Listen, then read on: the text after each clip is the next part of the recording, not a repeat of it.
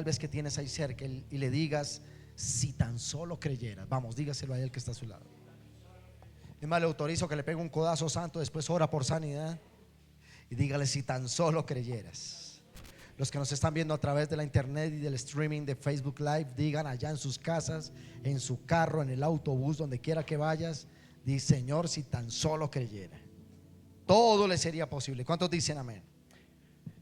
Pero hermanos, estamos viviendo en un tiempo de un alto desprecio por la palabra de Dios. Estamos viviendo en un tiempo de alto desprecio por lo que Dios ha hecho en nuestra vida. La palabra de Dios me muestra algo, y nosotros hablamos esto con mi esposa y decimos: si se lo hicieron a Jesús, nos lo harán a nosotros. Por eso Jesús nos lo advirtió y nos dijo: ¿quieres seguirme? Entonces toma la cruz y así puedes seguirme. Pero dice la palabra de Dios que un día Jesús sanó a 10 leprosos. ¿Tú sabes lo que significaba tener lepra en los tiempos de Jesús? Era la pandemia más terrible que podía ocurrir. Estuve leyendo algo sobre la lepra, y la lepra era contagiosa, como lo es en su momento alguna gripa, el COVID-19, toda esta cuestión. Una micro porción de saliva que caía de un leproso en otro le podía contagiar. Pero Jesús sanaba a los leprosos, y dice que un día sanó 10 leprosos. 10 leprosos. 9 de ellos eran de origen judío, y uno de ellos era fenicio, era sirio o griego, de la cultura griega. Y después de haber sanado 10 leprosos, el griego como que dijo: oiga, este tipo ni es de mi tierra, nosotros no nos queremos mucho, pero este tipo hizo lo que los médicos no pudieron hacer, lo que papá y mamá no pudieron hacer, lo que mi economía no pudo hacer. Este me sanó y se devolvió y le dio las gracias a Jesús. Los otros dijeron: yo me merezco todos los milagros, no tengo que darle gracias a nadie. Hermano, esto me recuerda a algo. Alguna vez vino una persona, y esta persona tenía algo que se denominaba el papá de los cánceres. Un cáncer muy agresivo que se estaba enquistando en su corazón. Yo nunca había visto ese caso, impresionante. Este joven desahuciado, ya su sistema inmunológico absolutamente desgastado. Joven la persona, relativamente joven, menor o aproximado a los 30 años o menor de los 30 años. Y él vino a la iglesia, fue sanado. El Señor me dijo: Dios te va a sanar antes de 3 meses. Y él tenía una cita médica, calcúlale, hacia los 20 días después. Cuando llegó a su cita médica, los médicos dijeron: ¿qué pasó en tu corazón? No vemos nada, eso desapareció. ¿Qué tomaste? ¿Qué hiciste? Y cuando nos enteramos de esta sanidad, fuimos a visitar de nuevo a la casa a esta persona y a su señora madre. Y la respuesta de este hombre, yo le dije: ve y cuenta cuán grandes cosas ha hecho. Hay mucha gente que necesita escuchar este milagro en la iglesia. Te espero este domingo y regálame 5 minutos para que cuentes este testimonio. Y este joven me responde de la siguiente manera: me dice: yo no tengo nada que contarle a nadie, porque a mí no me sanó la iglesia, a mí me sanó fue Dios. Yo dije: Señor, ¿eso es teología o qué es eso? Y nunca vino a contar el testimonio. Y supimos que el cáncer volvió.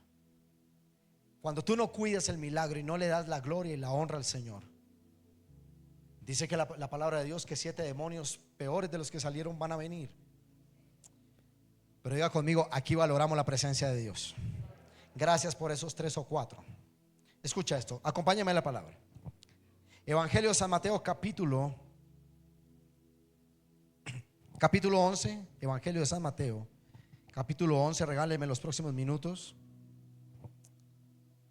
y vamos a leer la escritura, lo que dicen en San Mateo capítulo 11, versículos 20 al 24. Dice la palabra del Señor. Tal vez te va a salir en otra versión. Estamos en traducción lenguaje, no, estamos en Reina Valera 1960, pero yo te voy a leer esta porción en San Mateo 11, 20 al 24, en traducción lenguaje actual. La palabra del Señor dice lo siguiente: Jesús estaba muy disgustado con los pueblos donde había hecho la mayoría de sus milagros, porque la gente de esos lugares no había cambiado su forma de vivir, dice traducción lenguaje actual de San Mateo 11, 20 al 24, ni quería obedecer solo a Dios. Por eso Jesús les dijo a estas poblaciones, les dijo lo siguiente: habitantes de Corazín, ¿qué mal les va a ir a ustedes?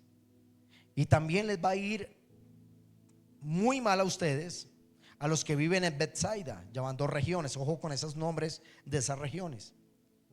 Si los milagros que he hecho entre ustedes hubieran sido hechos en otras ciudades como Tiro y Sidón, déjeme explicarle algo de Tiro y Sidón. Tiro y Sidón eran ciudades de la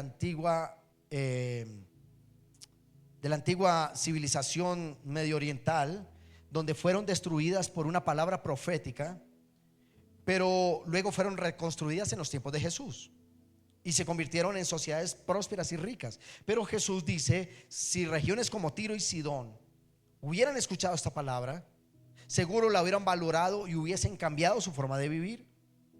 Dice la palabra: se habrían vestido con ropas ásperas y se habrían echado ceniza en la cabeza para mostrar su arrepentimiento.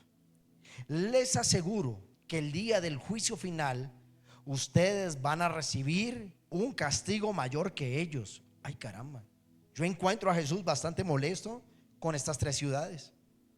Y termina diciendo en el versículo 23: y ustedes, habitantes del pueblo de Capernaum, que creen que ya están en el cielo, déjenme decirles que van a ser enviados a lo más profundo del infierno. Wow, Jesús estaba bastante molesto.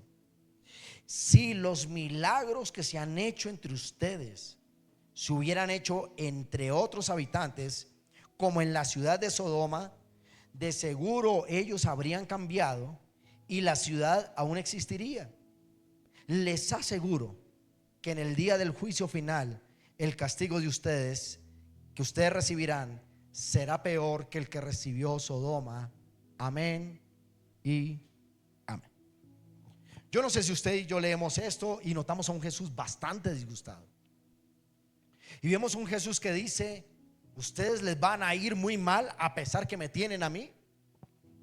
Déjeme explicarle algo y voy a enfatizar qué tienen que ver estas tres ciudades, porque hasta los nombres extraños de ciudades y los nombres un poco extraños de pronunciar en la Biblia tienen un significado y tienen una razón de ser. Habla de tres ciudades, diga conmigo: tres ciudades. Una de ellas era Corazín, otra era Bethsaida y otra era la ciudad de Capernaum.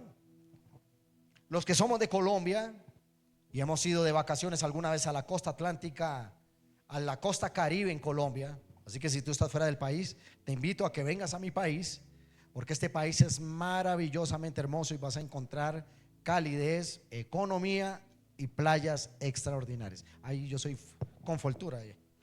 Bueno, escúcheme esto. Entonces eran tres ciudades. No sé si alguien conoce cómo se replantean.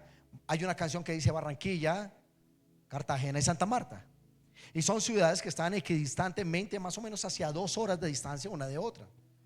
Bueno, eso era Corazín, Bethsaida y Capernaum en los tiempos de Jesús. Tres ciudades que eran ciudades que quedaban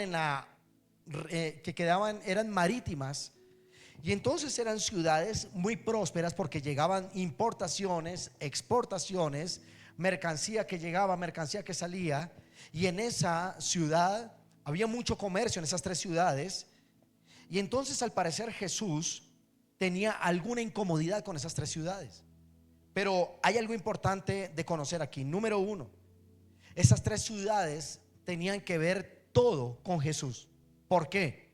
Porque de esas ciudades Jesús convocó a buena parte de sus apóstoles. En esa ciudad habían nacido profetas del Antiguo Testamento. En esa ciudad Jesús desarrolló la gran mayoría de los años de su ministerio, hasta cuando llegó a Jerusalén y allí fue crucificado. Luego quiere decir que estas tres ciudades no eran extrañas para Jesús. Estas tres ciudades tenían que ver muchísimo con el desarrollo ministerial, con los milagros, los prodigios y las señales que Jesús había hecho en medio de esas regiones. Pero Él les dice: ciudades donde yo he predicado, ciudades donde he hecho milagros, ciudades donde han visto el poder de mi nombre, a ustedes les va a ir muy mal, les dice. Y su destino va a ser peor que el que sufrió Sodoma. ¿Por qué estaba Jesús tan disgustado? Porque Jesús dice: me han tenido entre ustedes predicando la palabra, haciendo milagros, haciendo transformación de sus sociedades, pero ustedes a mí no me han valorado. Y quiero decirte, hermano, que esto es una palabra profética de los últimos tiempos que es un pregón, es una trompeta que está anunciando cuál debe ser la actitud del pueblo. Cuando tú y yo venimos a la iglesia, creo que venimos con la misma intención, ¿verdad? De encontrarnos con Jesús. Y no solo de encontrarnos con Jesús, y como decía la pastora hace un instante, no solo es una emoción del momento, de la alabanza, de la adoración, las lágrimas, la palabra, la administración, sino tú estás esperando que Jesús haga algo en tu vida. ¿Cuántos dicen amén? ¿Cuántos venimos con esto? Porque en medio de la adoración, porque en medio de la alabanza, porque en medio de la palabra, de la administración, de la ofrenda, el Señor se mueve y transforma.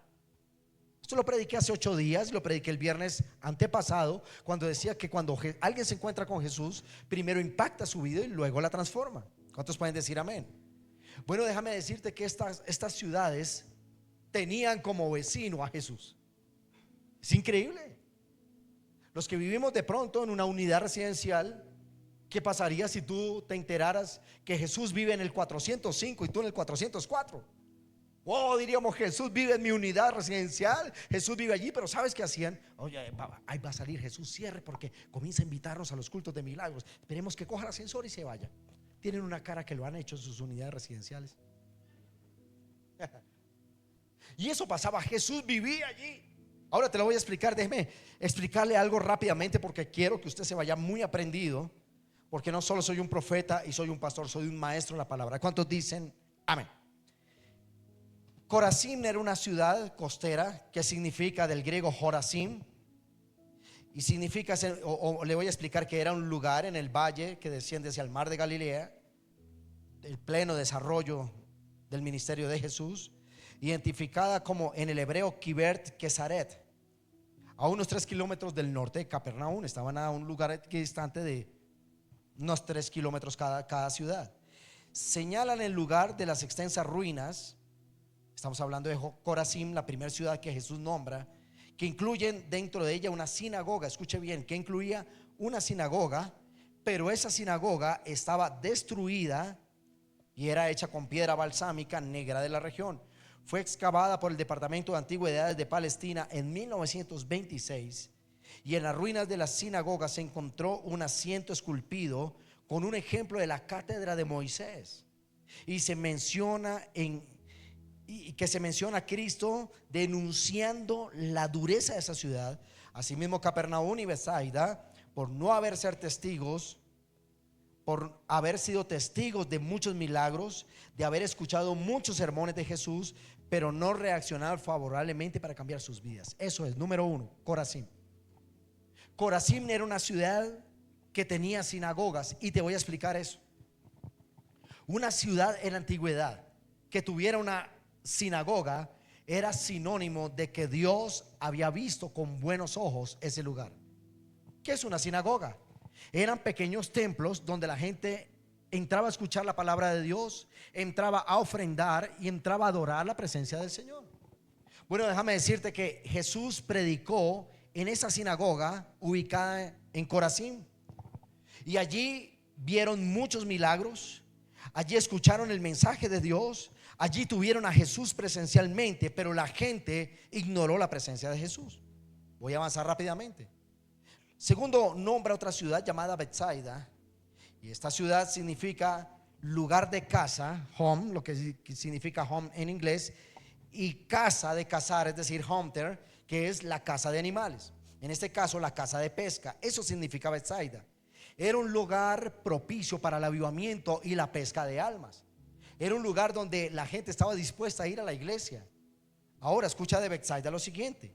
En el Nuevo Testamento, Betsaida era el hogar de 3 de los apóstoles de Jesús: Pedro, Andrés y Felipe, que eran 3 hermanos. También fue el lugar donde Jesús sanó un ciego en sus proximidades, y en un monte desierto obró un milagro conocido como la multiplicación de los panes y los peces. La segunda ciudad que Jesús menciona, Betsaida, fue donde Jesús encontró una multitud hambrienta y les dio de comer. Es la segunda ciudad donde Jesús encontró ciegos y les devolvió la vista. Fue la ciudad donde encontró mucha gente desahuciada, gente sin la presencia de Dios, gente con muchos dolores, gente con muchas enfermedades y Jesús en su misericordia le sanó. Pero ¿qué dice? Qué mal te va a ir a ti también, Betsaida, que teniéndome a mí no me valoraste. Ahora escucha esto. Dice la biografía que fue el lugar que hospedó a los discípulos de Jesús. También fue el lugar de grandes milagros, de grandes sanidades, como la multiplicación de los panes, los peces y las sanidades de muchos. Y nombra a Jesús una tercera ciudad llamada Capernaum. Escúcheme bien, estamos aquí, deme un amén, deme una señal de vida. Escúcheme, Capernaum era la casa de Pedro, nada más ni nada menos que allí vivía Simón Pedro. Se descubrieron varias viviendas antiguas en Capernaum, por la que se destacó, una de las que se destacó fue la casa de Pedro. Los peregrinos cristianos en el siglo II dejaron grafitis en esa casa, en algunos muros donde se pronunciaba el nombre de Pedro. Esto ha llevado a los expertos a creer que esa pudo ser la casa de Pedro y que la veneraron en el siglo I. También dice de Capernaum, el nombre de la ciudad Capernaum es la misma que vio nacer a un profeta llamado Nahum. Y el escrito Nahum es de allí de donde proviene el nombre de Capernaum por un profeta del Antiguo Testamento. Se dice que en Capernaum también habían sinagogas, no una, sino habían dos. Y se dice que allí, por haber permanecido Jesús, la vida de Jesús podría haber sido en donde predicó y más realizó milagros en ese lugar. Capernaum se convirtió en el lugar donde vivía Jesús. Qué tremendo. El vecino de ese lugar de Capernaum, gracias esposa mía, los vecinos de Capernaum, ¿quién era? Jesús. Entonces de repente Jesús les dice: señores, ustedes me han tenido aquí, han escuchado mi palabra, he hecho milagros, sanidades, he sanado a la gente, he transformado esta sociedad, pero ustedes no me han valorado. Y por eso es que vemos a un Jesús absolutamente disgustado diciendo: qué mal les va a ir a ustedes por causa de tenerme a mí, pero no valorar mi presencia. El mensaje central, mis hermanos, en esta mañana es: hay muchos creyentes que aman a Dios. ¿Cuántos aman a Dios? Yo pregunté cuántos aman a Dios. Levante su mano estadísticamente. Yo pregunté cuántos amamos a Dios. Yo creo que usted batiría su mano. Toda la iglesia ama a Dios. Pero ¿sabes qué es lo que se ha perdido? Iglesias que aman a Dios, sí, pero iglesias que obedecen y tienen reverencia por Dios, poquitas. Porque todos amamos a Dios, pero de a poco le vamos quitando a Dios. Estamos en un tiempo donde los cristianos no le suman a Dios, le restan a Dios. Hermanos, eso fue lo que notó Jesús. Yo estoy en medio de ustedes, yo estoy haciendo milagros, pero cada vez la ciudad le restaba menos. Ahora, entendamos el contexto de lo que sucedió. En Capernaum fue la tierra que vio nacer a profetas como Nahum. Número 2, fue la casa de Pedro, Andrés y Jacobo. Número 3, fue la ciudad donde Jesús llamó a Mateo como su discípulo. Número 4, en Capernaum habían 2 sinagogas. Eso era muchísimo. Una iglesia por sector. Había un avivamiento allí. Y allí predicó, hizo grandes milagros. Además fue la ciudad donde Jesús vivió mientras predicó en esa ciudad. Luego quiere decir que era una ciudad privilegiada por el Padre para sentar su presencia. ¿Sabes qué era Capernaum? Era una ciudad que estaba destinada a tener un poderoso avivamiento. Pero Jesús notó algo: ustedes no valoran mi presencia. Hay tantas ocupaciones allí, hay tanto trabajo allí, hay tanto afán por hacer dinero, economía, por competir con los vecinos, que se les olvidó la presencia de Jesús. ¿Cuántos dicen amén? Ahora, ¿qué es lo que Jesús está haciendo en este tiempo? Está llamando a su iglesia a decirle: tienes que valorar mi presencia. Y si yo le pregunto a usted, mi hermano, ¿usted en su casa son cristianos? Claro, pastor, somos cristianos. Algunos medio cristinos, otros medio crispetos y otros sí cristianos, pero algo somos. Y yo te puedo preguntar: ¿y está Cristo en tu casa? Sí, yo creo que sí. Mi casa marcha bien, hay buen trabajo, tengo contrato, oramos de vez en cuando podemos venimos a la iglesia.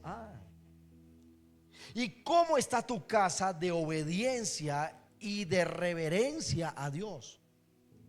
Que hay algo muy diferente en amar a Dios, pero lograr reverenciar a Dios.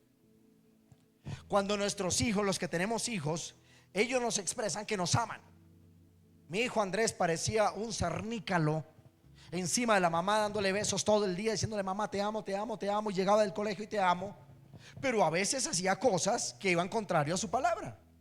Bueno, esta calavera también alguna vez se lo hizo su mamá. Fuimos a alguna vez, mi mamá decía: no sea calavera conmigo. No entiendo por qué, pero lo decía.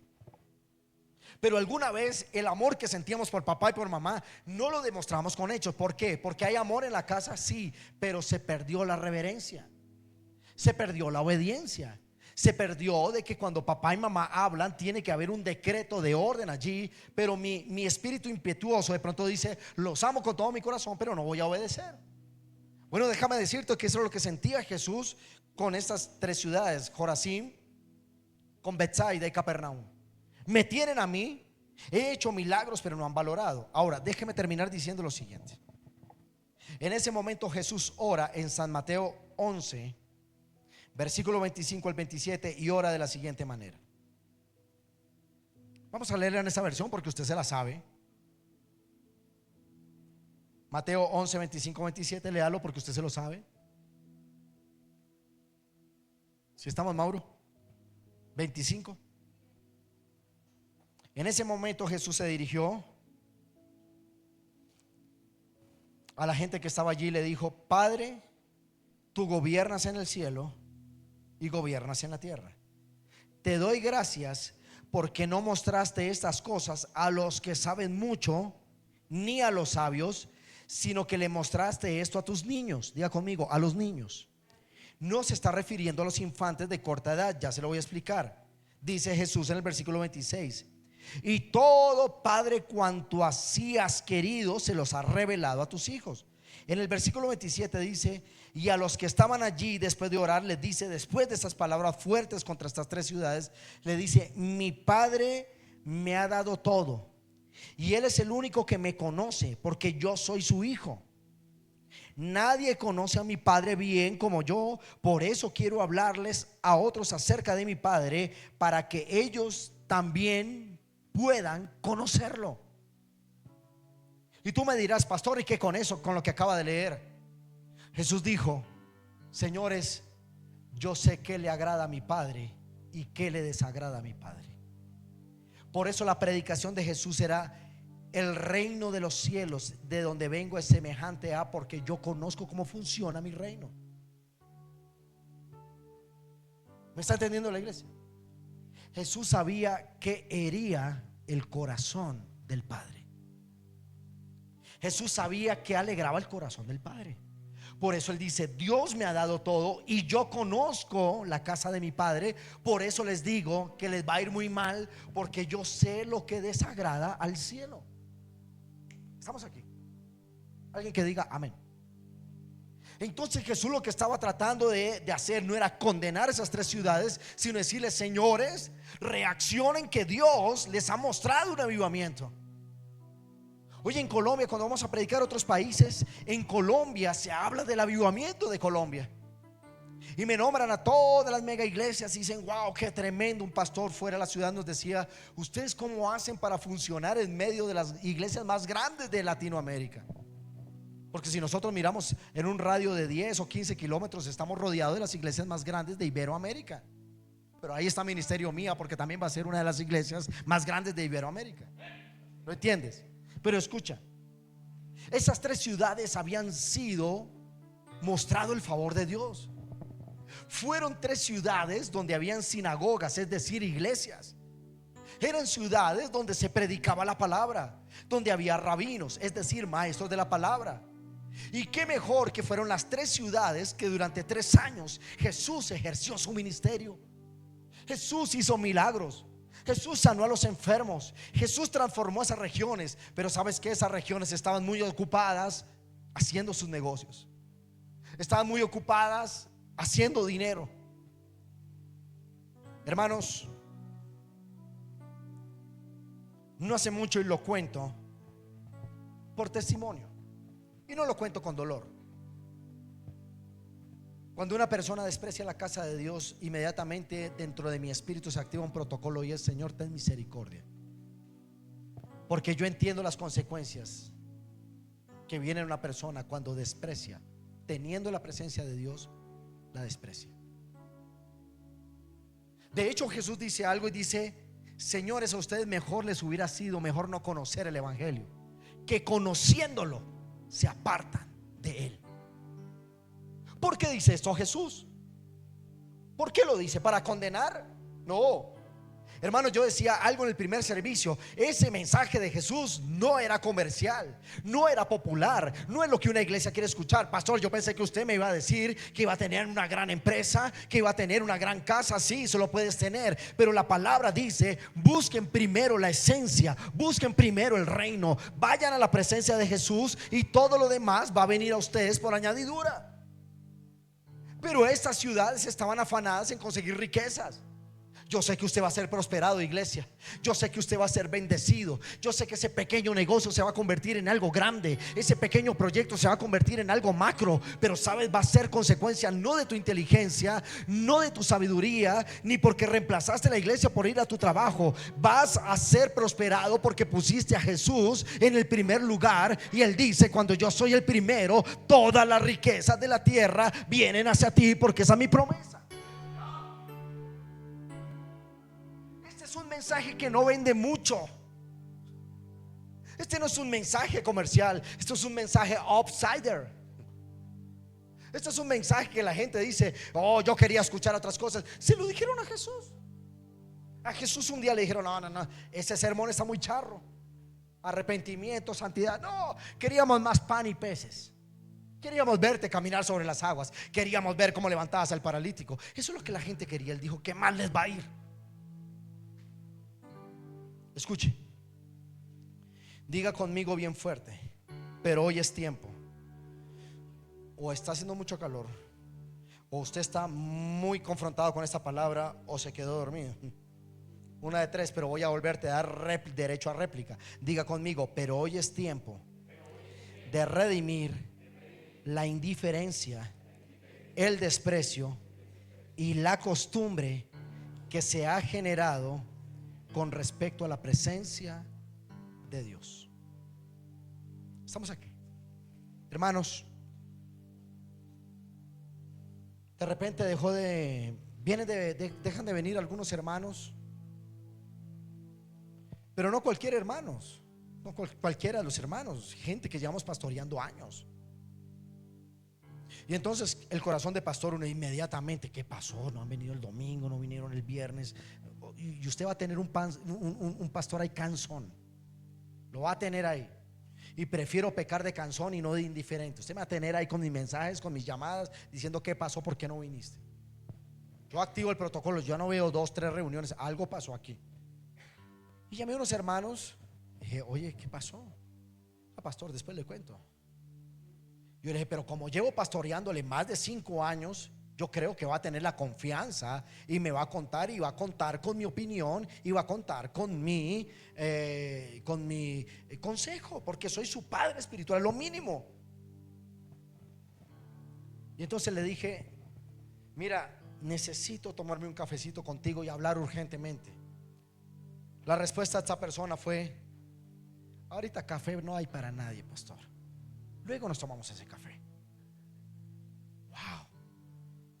Yo dije: pero yo te he pastoreado casi 6 años y de repente no tienes ni una palabra para despedirte del que fue tu padre espiritual por 6 años. Yo vi los milagros que Dios hizo en estas personas.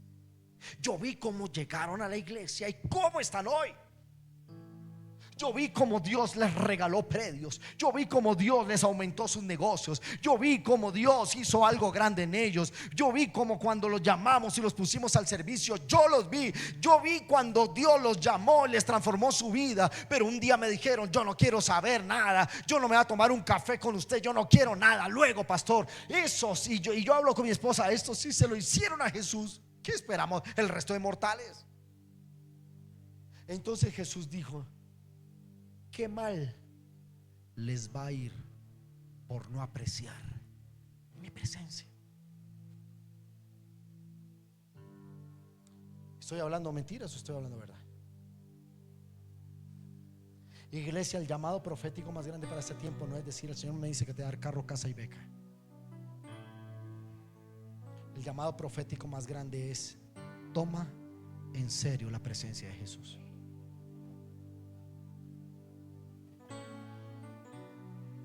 El problema de Jorazín, de Betsaida y de Capernaum no era plata. Había mucho dinero allí. Bueno, al parecer había un sector hambriento, porque allí fue la multiplicación de los panes. Había también pobreza.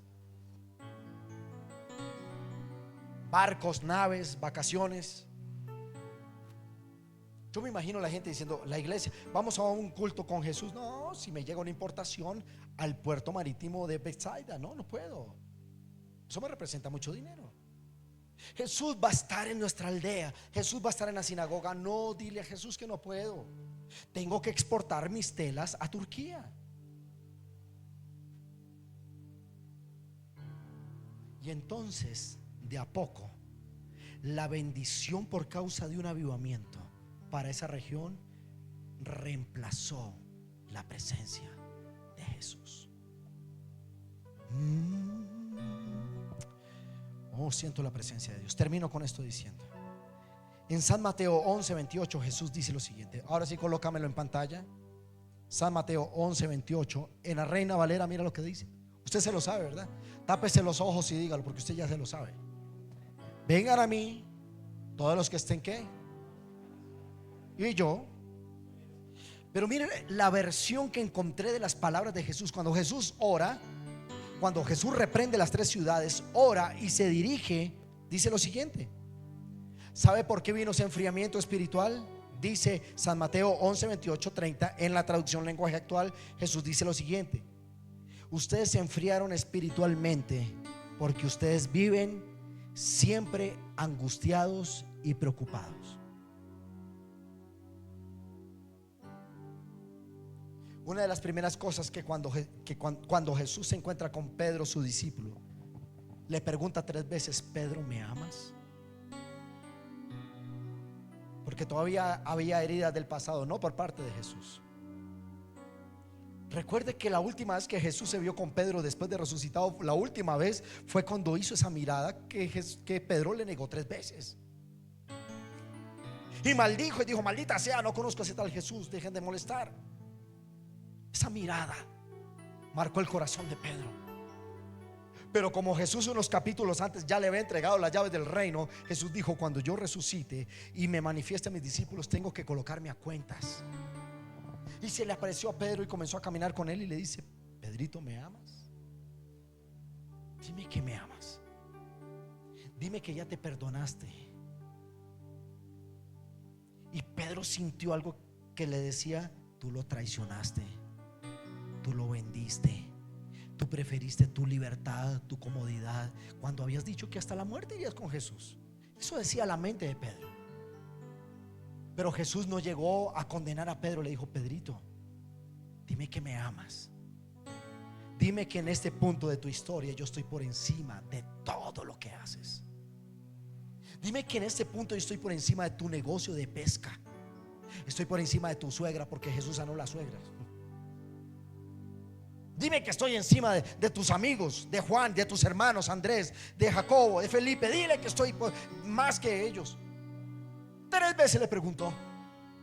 Y Pedro revienta en llanto y dice: Jesús, sabes que te amo. Lo que pasa es que no me siento digno. Pero Jesús no vino esta mañana para condenarte, para señalarte, ni mandarte rayos ni centellas. Él dice: comienza a partir de ahora a valorar mi presencia. Comienza ahora a disfrutar de mi presencia. Comienza ahora a incluirme en todo. Si yo soy lo primero en tu vida, yo puedo bendecirte de la manera como nunca creíste que podría ser bendecido. Ese es mi mensaje profético esta mañana.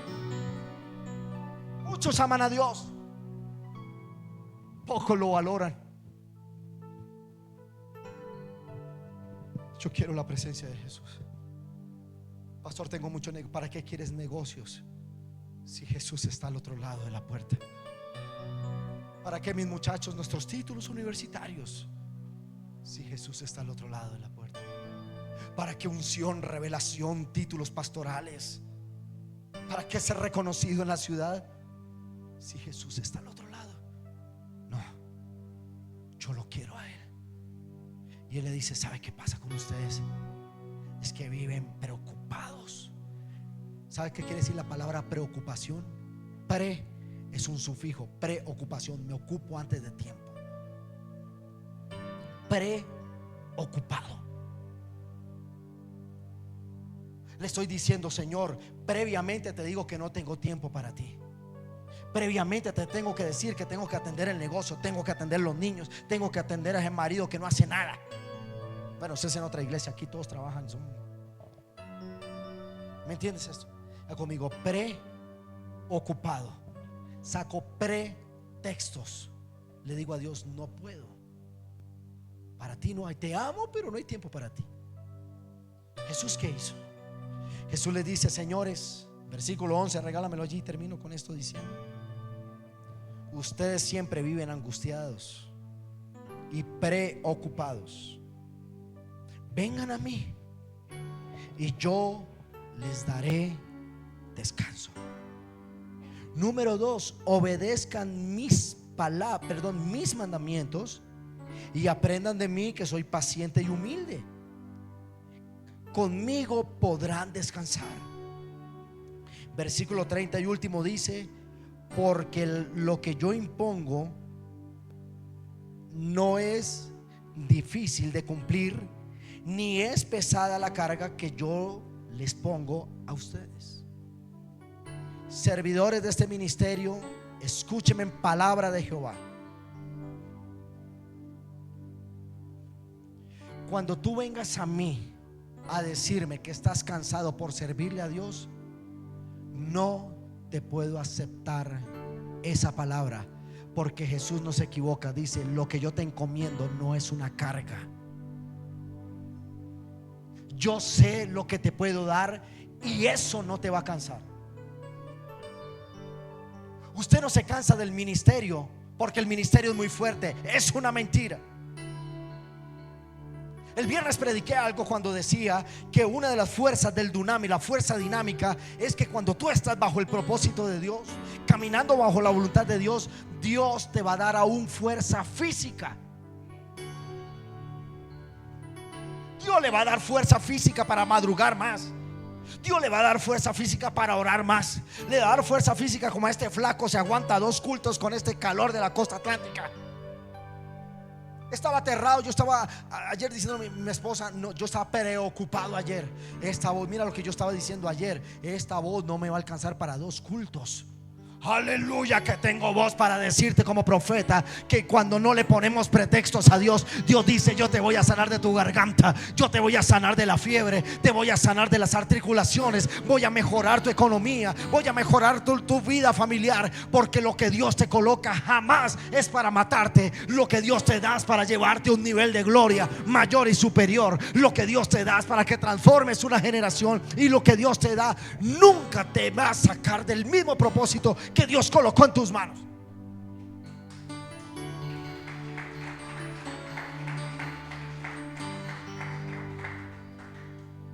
Diga al que está a su lado: ve a Jesús. Jesús dice: ustedes viven preocupados y viven preocupados. ¿Sabes que la gente no dejó de seguir nadie se retira de las cosas de Dios porque quiere hacerlo? Yo se lo aseguro por el Dios al cual predico, que usted no se levanta diciendo: hoy quiero blasfemar contra Dios, hoy lo quiero ofender. Espera y verá. No. Por allá a mediodía cometemos una embarrada y pecamos. Usted no se levanta un día diciendo: oh, yo quiero que Dios se ponga molesto en su trono. No, usted no lo hace, yo se lo aseguro. Usted tiene una cara de tan buena gente que usted ni yo queremos ofender el corazón de Dios. Pero Jesús dijo: esta gente me está ofendiendo y no se está dando cuenta. Mucho trabajo, mucha ocupación, mucha añadidura, poco espíritu. Entonces Jesús les dice: si siguen así les va a ir muy mal. Sí, yo sé que este mensaje no vende. Yo sé que este mensaje no factura, como la hermana Shakira. Pero este mensaje te puede cambiar, te puede salvar a ti y a tus siguientes generaciones. Si yo no predico esto, ay de mí, porque le hablé de plata, le hablé de otras cosas, pero no le hablé de la esencia. Jesús. ¿Alguien está escuchando esta palabra?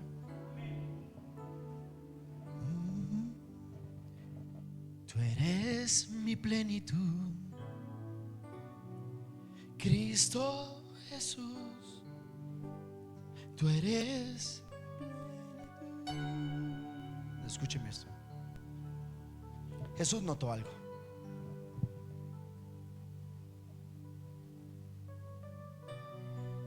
Jesús dijo: esta gente está muy preocupada.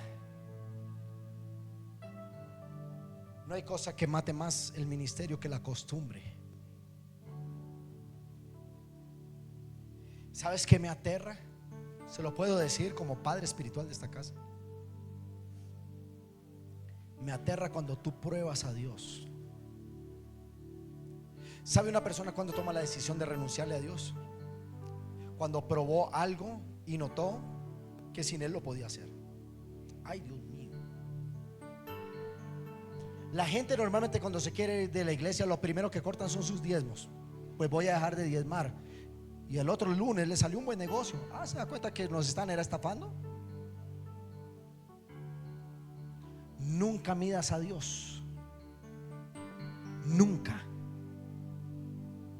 Yo llevo un mes sin ir a la iglesia y mire lo bien que me está yendo. Bueno, eso dijo Corazín, eso dijeron en Bethsaida, eso dijeron en Capernaum. Qué bien nos va sin ir a los cultos de Jesús.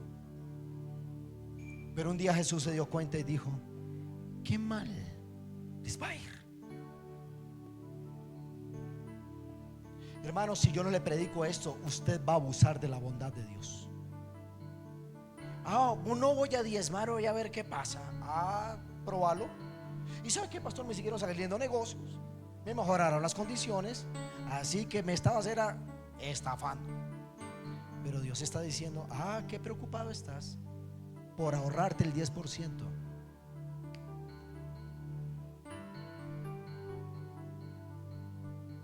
Pastor, yo no volví a la iglesia. Ahora la gente que dice: yo no voy a la iglesia y miro una predicación y me está yendo bien. No, para todos esos diablos que están en el mundo también les está yendo bien. Nunca se te ocurra medir a Dios, ni pienses que sin Él va a funcionar, porque tarde que temprano Dios dice: qué mal te va a ir si no vienes y descansas en mí. Siento la presencia de Jesús aquí. Colóquese en pie, por favor. Si te tengo a ti, tengo todo en mi amor. Fuera de ti, nada deseo, Señor. Escúcheme esto para terminar, hermanos. ¿Cuántos han escuchado la palabra de Dios? Dele un aplauso a Jesús, porque lo ama tanto que vino esta mañana a hablarle a la iglesia.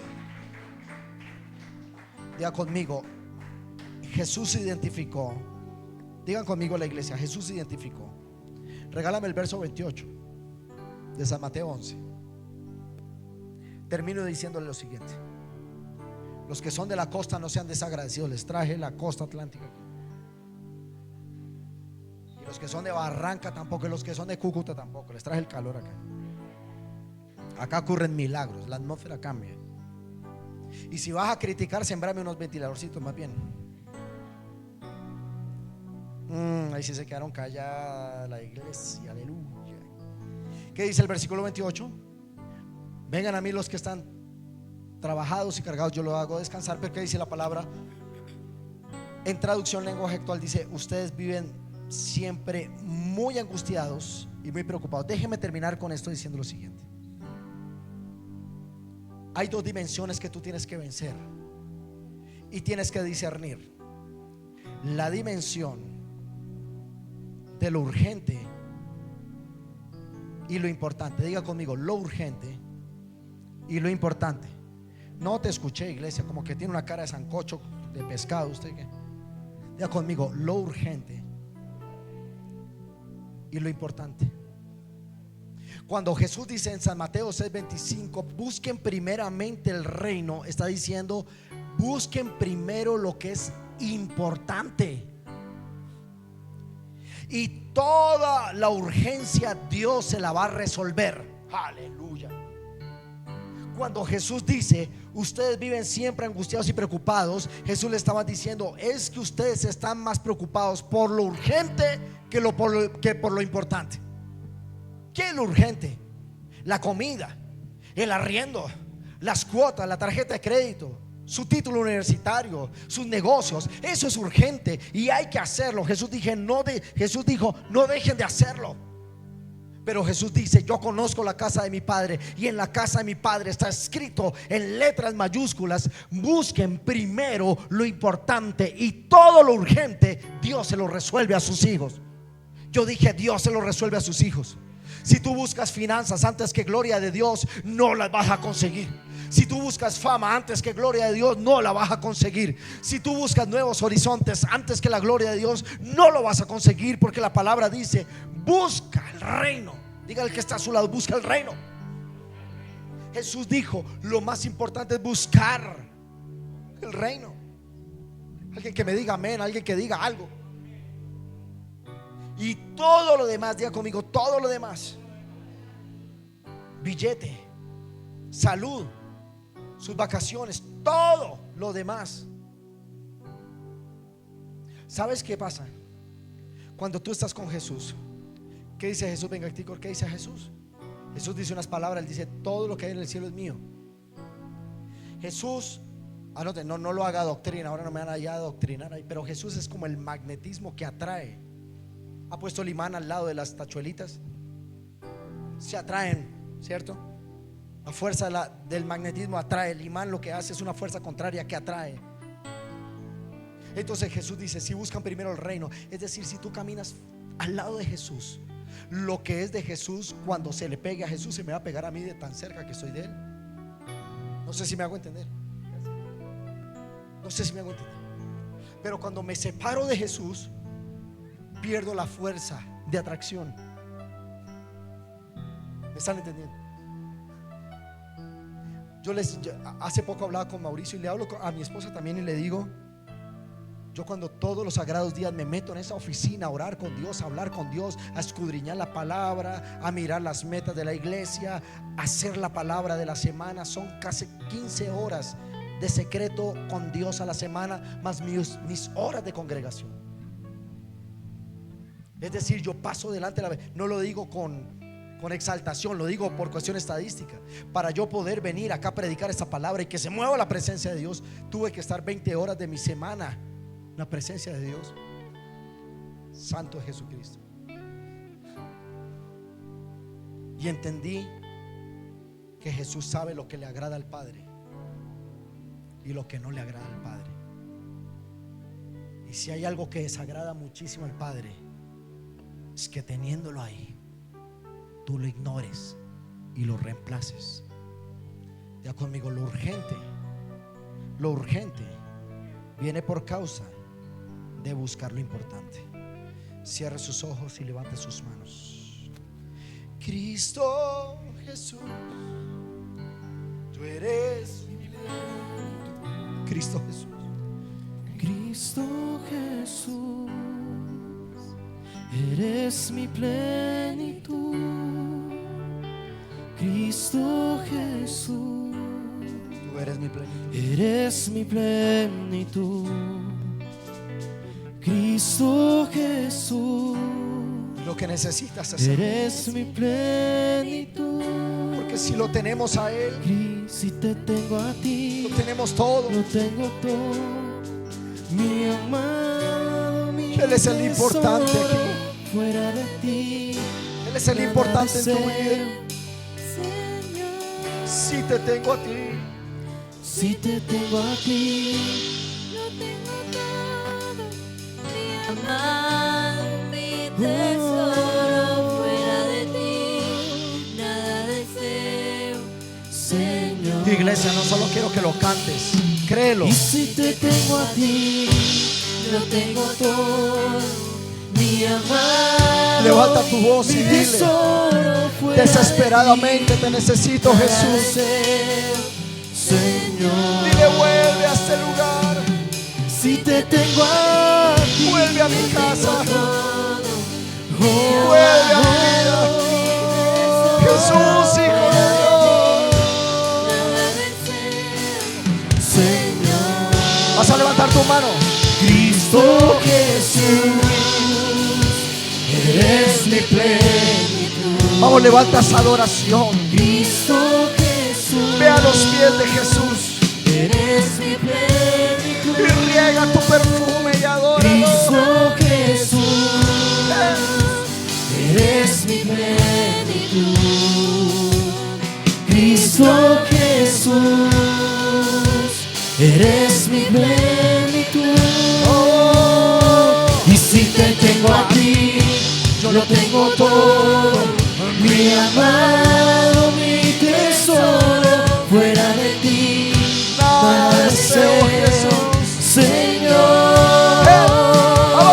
Y si te tengo a ti, lo tengo todo, mi amado, mi tesoro. Extiende tu mano y Fuera toca su de manto. ti, y Señor, si te tengo a ti, lo tengo todo, mi amado, mi tesoro. Fuera de ti nada deseo. Una vez más. Señor. Oh, si te tengo a ti, Si Jesús. te tengo a ti, lo tengo todo, mi amado, mi tesoro. Fuera de ti nada deseo, Señor. Solo instrumentos. Alguien en esta mañana tiene que romper su perfume y correr a los pies de Jesús. Alguien tiene que tomar la decisión y decir: yo no quiero solo acostumbrarme a su presencia, yo quiero valorarlo. Él tuvo compasión de mí, tuvo compasión de mi casa. Por Él es lo que soy, por Él vivo, por Él no seré condenado. Así que toma una decisión hoy de correr a los pies de Jesús, romper el perfume y postrarte delante de Él y decir: Jesús, Hijo de Dios, te necesito. Jesús, Hijo de Dios.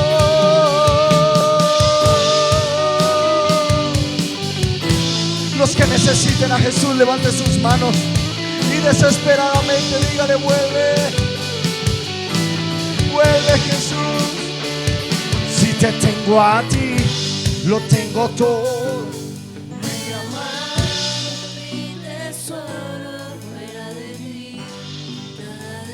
Vamos, no quiero que nos lo digas a nosotros, díselo a Jesús. Si te tengo a ti, mi amado.